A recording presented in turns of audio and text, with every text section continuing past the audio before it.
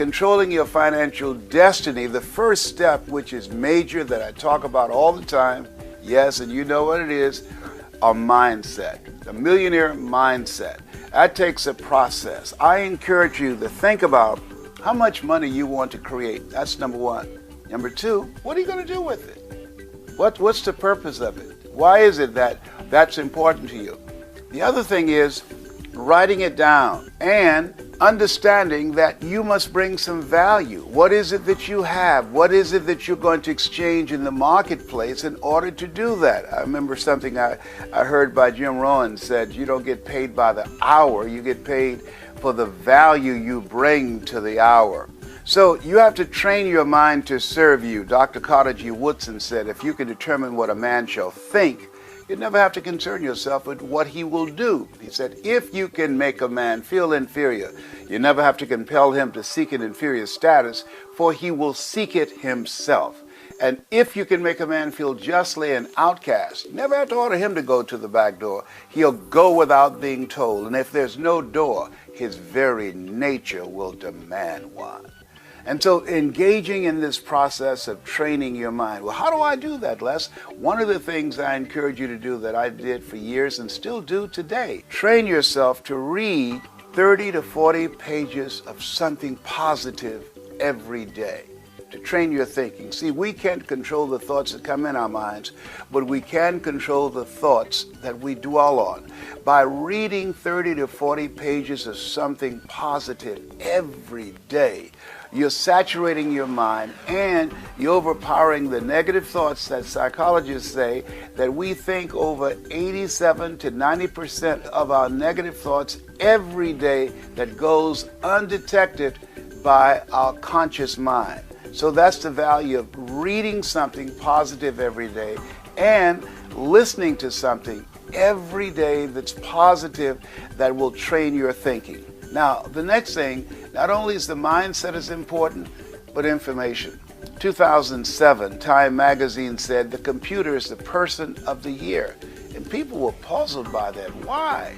Because for the first time in the history of the world, everyday people have access to information that wealthy people have.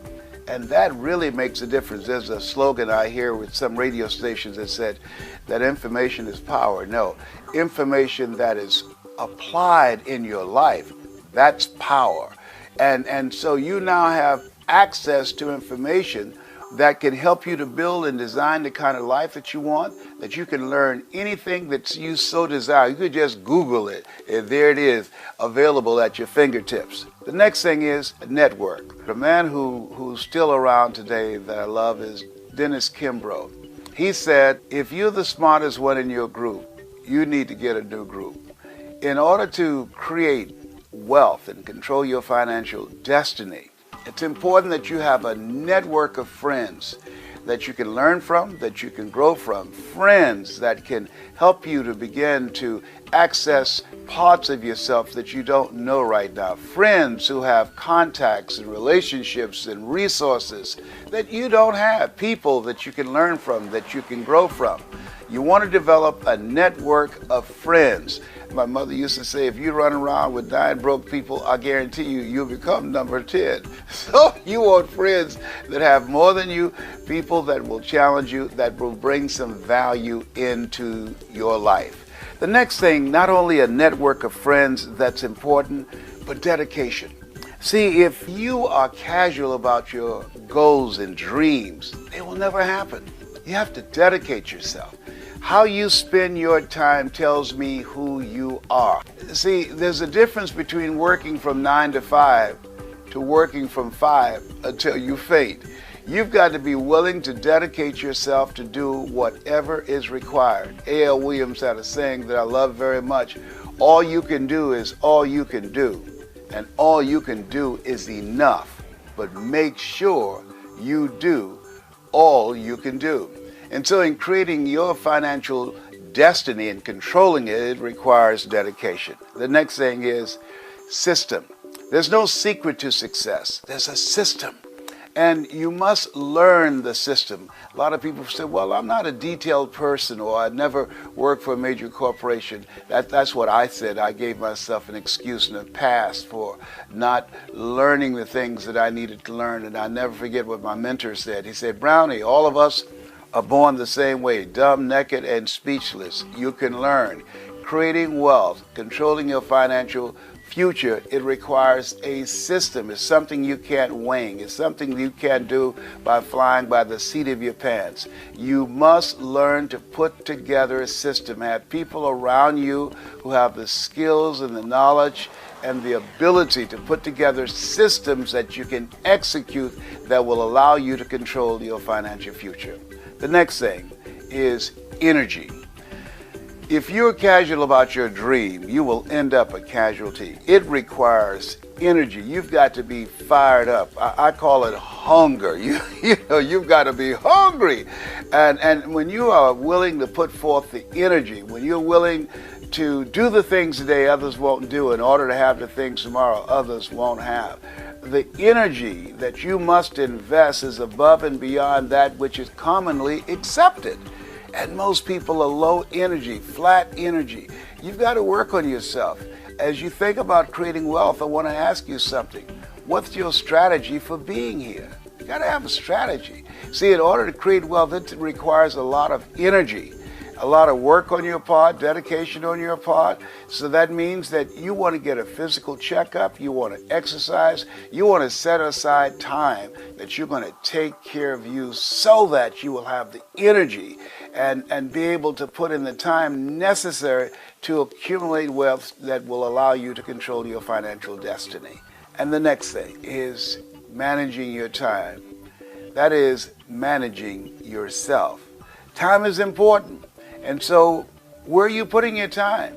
How are you using your talents, abilities, and skills?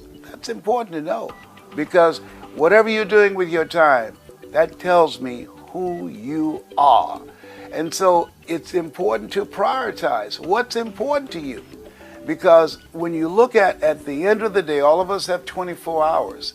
And so you've got to ask yourself, what's important? What is it that I need to do? One of the things that I encourage you to do is get a list of something that you know that if you do these things, and I'll say, let's say get a list of 7 things that you know that these are 7 action steps that will move you in the direction of your dream. Now, when you get ready to go to sleep at night, think about what is it you want to get out of the day that's coming up. The next day, most people are just trying to get through the day. You want to get something out of the day. And so you list 7 things that's important to you that would move you closer to your dream. You write those things down the night before. You read those things before going to sleep. And when you get up the next morning, you read those action steps and you start working immediately on those action steps. And don't do anything else until you have checked them all off to make sure that you've got that done. If you make a habit of doing that, of taking the 7 most important action steps that will move you closer to your dream, of the 7 steps of creating financial independence, if you do that, you'll be surprised how fast you'll be able to reach your goal. You'll be surprised how fast you'll be able to accumulate wealth and control your financial future. Okay, let's talk now of financial independence. Let me first give you my definition of financial independence. Number 1, the ability to live from the income of your personal resources. This should be every person who lives in a free country, especially a capitalistic country. This should be everyone's goal, to someday be able to live from the income of your personal resources. Now, how many resources you need, right, depends on how you want to live. But if you wish to live modestly, it doesn't take all that many resources over a fairly brief period of time to have enough resources to live modestly. If you wish to live more lavishly, of course, you need to accumulate more resources. But that's my view of financial independence, so that you can live from the income of your resources. Now, here's what else that does. Now you can choose the work you do. Now you can choose to work or not work. Now you can work not because you have to, but because you want to. When we talk to kids about financial independence, we say, do what you have to as quick as you can so you can do what you want to as long as you can. Next key phrase. Economics is major. Everybody should major in economics because it's such a vital part of your life. A paycheck is so vital because, first of all, it provides for you and the family's survival. Second, it provides for the opportunity of success. Some people feel we shouldn't spend that much time talking about money, but we really should. Someone says, well, you know, money is the root of all evil. Not true. Here's what it really says. The love of money is the root of all evil. And I'm sure everyone here has dispensed with the idea of falling in love with money because that serves no purpose. Here's what's noble, what money can do. The projects it can support. The relief from debt it can create. Building a financial wall around your family nothing can get through. So economics is major. The key, of course, is what you do with it. If you earn a lot, you should give a lot. Key phrase from antiquity, here's what it says. If you've been given much, now much is required.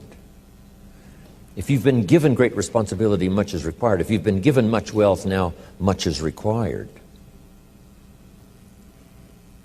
Everyone has to solve this about the money to go for. Should you go for the money? Should you go for success? You should earn as much as you possibly can in the reasonable time devoted to economics, job, business. Reasonable time devoted to economics, job, business, future, enterprise. With that enterprise and with that job, the key is to earn as much as you possibly can as you balance your life with everything else. Not at the sacrifice of your friendships, not at the sacrifice of values, not at the sacrifice of integrity, not at the sacrifice of wiping out other values in your life, but within balance of everything. Go as far as you can, earn as much as you can, share as much as you can. Jot this question down. Is it possible in America to multiply your income by 10? Kids would be fascinated with this question. Is it possible to multiply your income by 10? And the answer is, of course, yes. Could you repeat that after me? Yes, of course. That helps to emphasize it. That's called exclamation point. And kids with wide eyes will say, is that right? Can you start at the bottom and someday multiply your income by 10? The answer is, of course, of course, of course. Now, if you multiplied it by 10, can you think of anybody that makes $500 an hour? I'm telling you, the Beverly Hills lawyers where I live make at least $500 an hour. Now we've multiplied income by 10 again. Would it be possible to multiply your income by 10 and then multiply it by 10 again? Now, see, that's a little weak. I'm trying to make you believers. To those that believe, here's what Scripture says. All things are possible. There isn't anything that's impossible. The most incredible things are possible to believers. Not hopers. Not hopers. Believers. Wow. $500 an hour. Would it be possible to multiply your income by 10 again? Of course. $5,000 an hour? What do you suppose I get paid? I'm telling you, it's possible to multiply your income by 10 and then by 10 and then by 10. I lecture with Norman Schwarzkopf, the old general. Guess what he gets paid for his speech? $65,000 for 1 hour. $65,000, not $5,000. right? 65,000. I had lunch with Colin Powell, and I was on that speaking panel for one of those multi-speaker seminars. And I think he got paid like $70,000. It's a fun lunch with somebody that gets paid $75,000 for an hour. Unbelievable. Now, the person that's on up here, right, like Bill Gates and, who knows who else here, that makes $68 million in 1 year. We say, well, is that legitimate to pay someone $68 million in 1 year? And the answer is, of course. If they helped the company make $1 billion last year, would the company pay them $68 million? And the answer is yes, it's chicken feed. It ain't that much. Key phrase to jot down, everything is relative. Everything is relative. What might seem like a lot now, I'm telling you, some time from now for you won't seem that much. You say, wow, I was a small thinker back then, thinking, $4,000 a month was a lot of money. $8,000 a month was really something. I remember those days when $8,000 a month was unbelievable. And then $15,000 a month. Wow, I couldn't believe it. How about $20,000 a month? Incomprehensible. And I flew on by that. How about $30,000 a month? I flew on by that. Unbelievable. How about 50? How about $80,000 a month? I remember when I went right on by. It was incredible.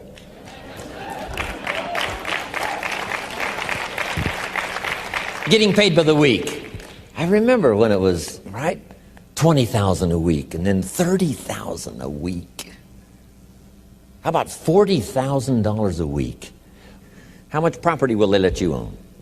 As much as you want, all you want and all you wish. Here's the country you live in. All you want and all you wish. That's about as good as we can make it. Next, here's the philosophy of the rich and the philosophy of the poor. First, the philosophy of the poor. Poor people, now this is not demeaning now, this is simply people of modest means. People of modest means tend to spend their money and invest what's left. If they have anything left over, they might save it or invest it. That's the philosophy, the poor philosophy. To spend your money, save what's left. Here's the philosophy of the rich. To invest your money and spend what's left. It's the same money. It's just a different attitude and a different philosophy. Either spend your money, save what's left, or invest your money, spend what's left. Now, here certainly is the better philosophy. To invest your money and spend what's left.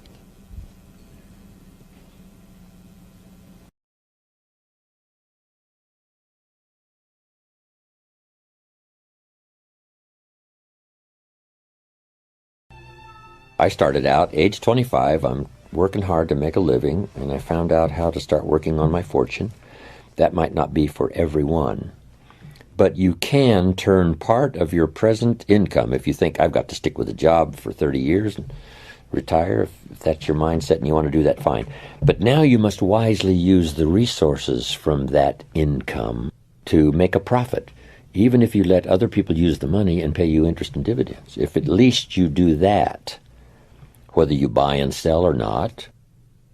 But who couldn't? If you worked on a job for 40 years, why couldn't you buy a piece of property and sell it for more than you paid for it? Why couldn't you buy a home, sell it for more than you paid for it? Why couldn't you buy a piece of property that needs repair, find somebody to repair it and sell it for more than you paid for it? Why couldn't you do that over the next 40 years, as well as work on the job and punch the clock and do your duty and retire as a faithful employee? Why not work both on your fortune and your living? Why not? If the least you did was to take part of what you've earned as a living and let someone else use it and pay you for the use, if you did that over 40 years, you would easily be financially independent, not from your job, but from your investments. Then if you can find other ways, because it's stimulating. Who was it said? Was it Eisenhower? Someone said, find a piece of property and leave it better than you found it. Just something. Claude Olney, who put together a program called Where There's a Will, There's an A, became highly successful as an infomercial. He came to my seminars years and years ago before he put that program together, and he said, I've got an idea. What do you think? I said, it's a winner. Sure enough, made him millions.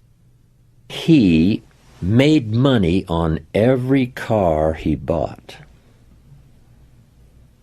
because of the incredible way he took care of it and the way he made it shine and gleam, so that when he got ready to sell it, it was worth more than when he bought it.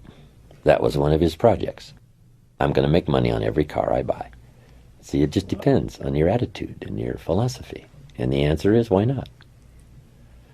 Amazing.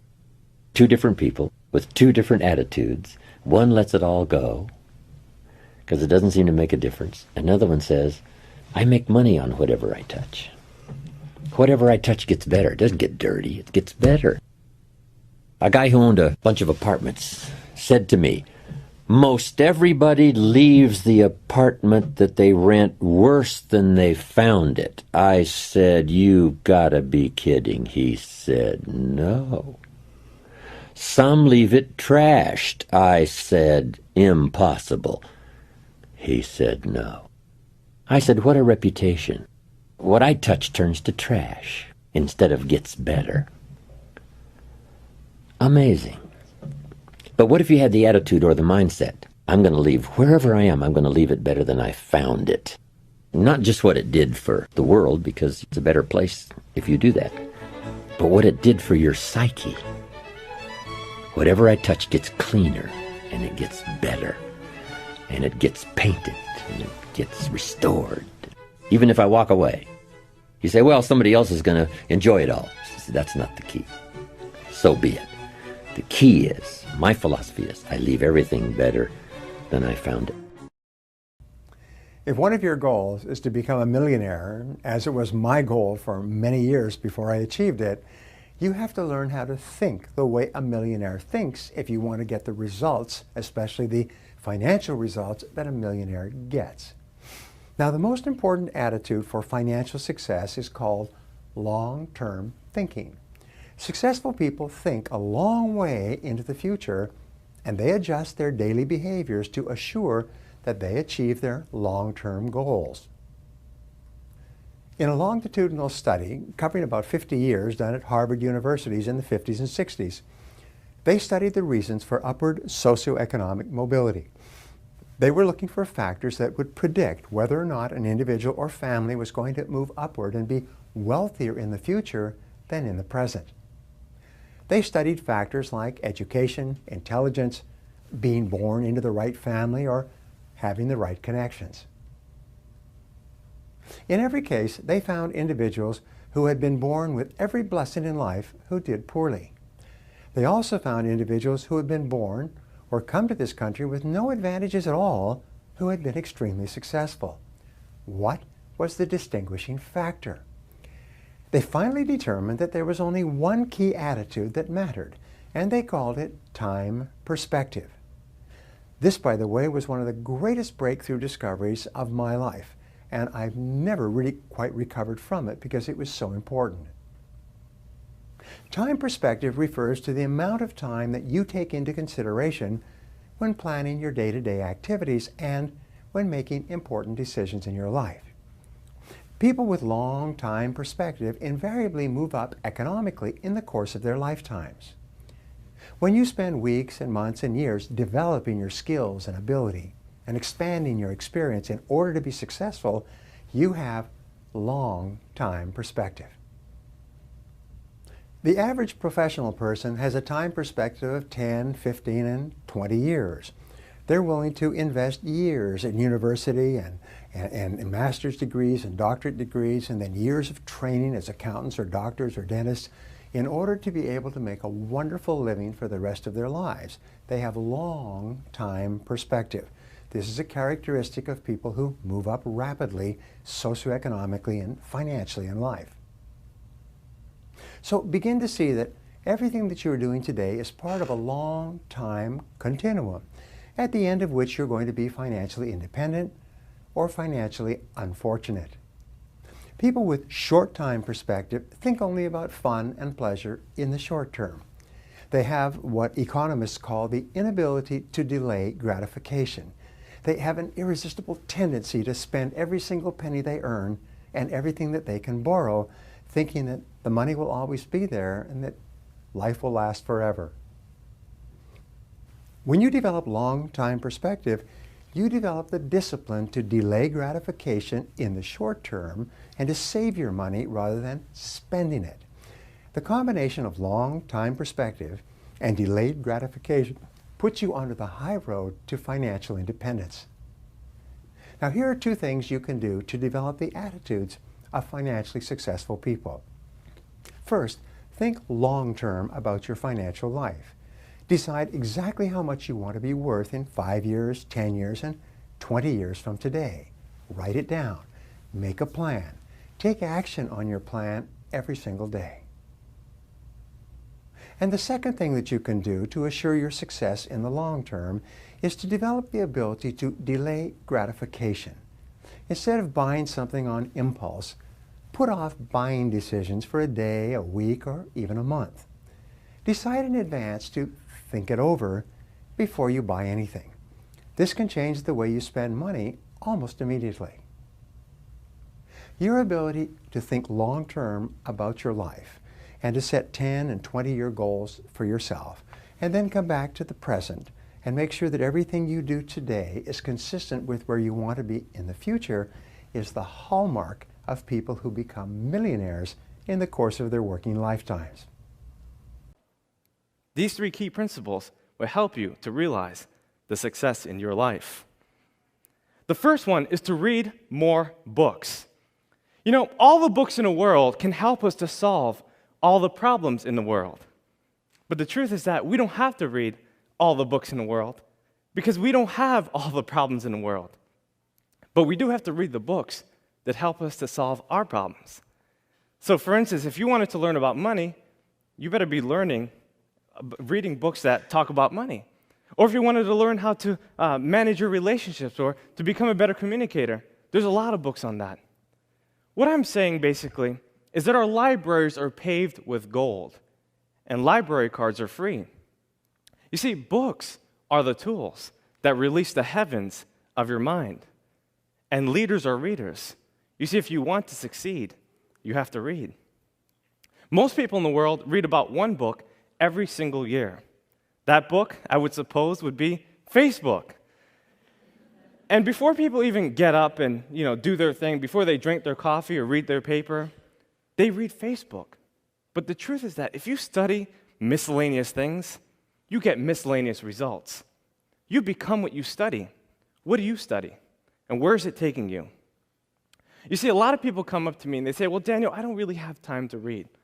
I have kids, I have work, I'm a student, I already have so many textbooks, I'm doing so many things, I'm too busy. But if you don't have 10 minutes a day, you're basically saying you don't have a life.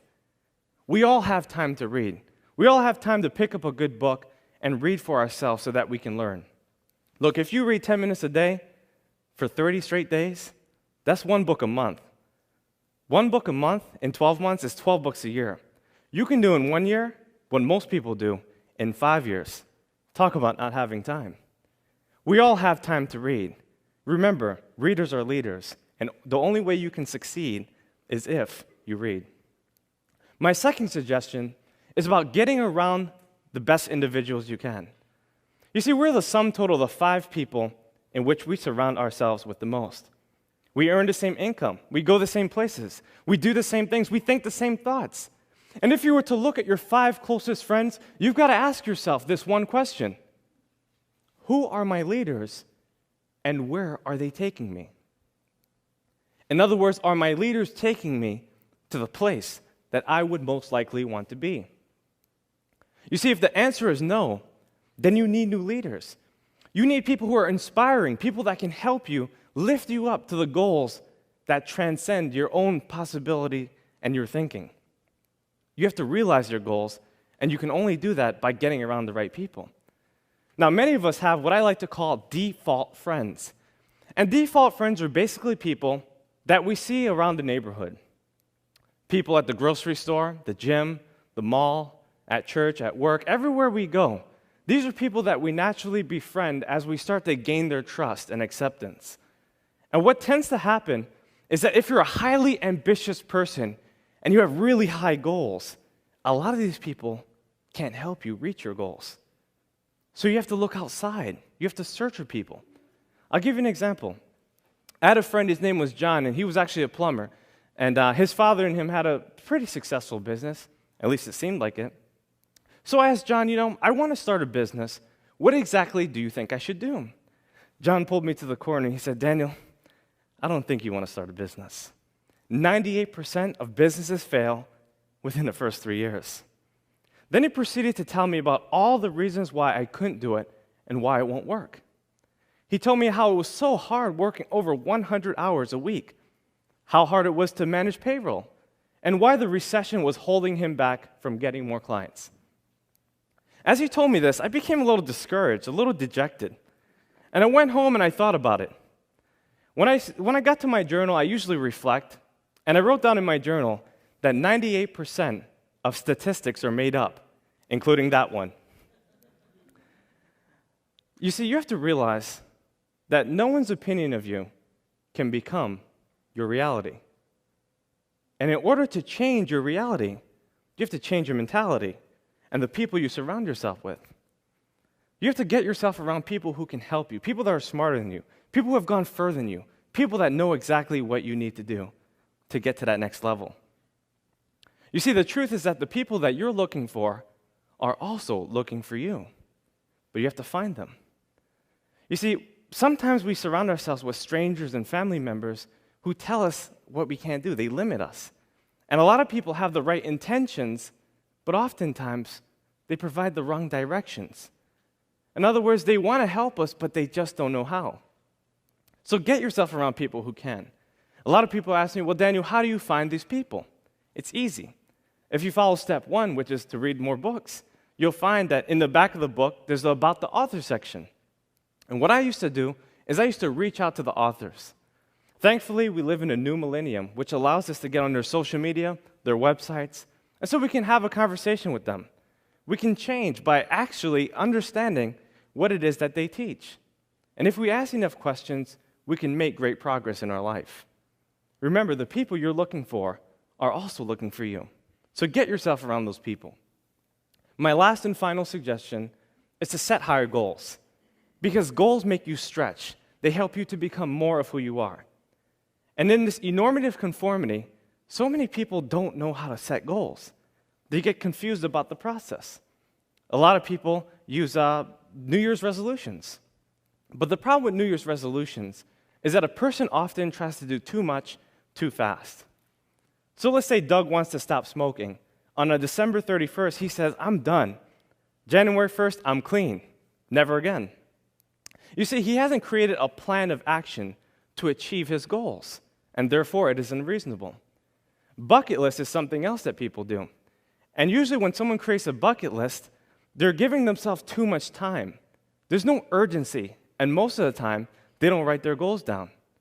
So what do you suggest? Well, I'm glad you asked. What I do suggest is for you to write your goals down. I believe that a dull pencil is better than a sharp mind. And to impress your subconscious mind, you have to write your goals down so that you can hold it steadfastly to who you are. I have this method I teach all around the world. It's called the 20 idea method. And basically what you do is you select one overarching goal that you would like to accomplish, and then list 20 ideas that corresponds with that particular goal. So let's say, for instance, you wanted to become a better public speaker. What are some things you can do? Well, you could watch TED Talks like you are right now. You could practice your speech, right? You can look in the mirror to challenge yourself. You could read the dictionary every day. There's so many things you can do. But could I come up with 20 ideas? And the answer is yes, I can come up with 100 if I wanted to. Imagine if you did this in every area of your life, financially, for promotions, for your family, and you wrote your goals down every day. You'd be able to accomplish so many things in your life. You see, we have everything we need in order to succeed, but we have to take the things that we have to get more of the things that we want. From the cars that we drive, to the clothes that we wear, to the food that we eat, and the people that we meet. In this depository of diversity, we have everything we need in order to succeed. But we have to believe. You see, when you believe in yourself, you'll find that everyone else in the world will believe in you. And you also have to think big. When you think big, you'll do big, and you'll win big. Well, big is actually the 3 ideas I wanted to share with you today. B, the books that you read. I, the individuals you meet. And G, the goals that you set for yourself.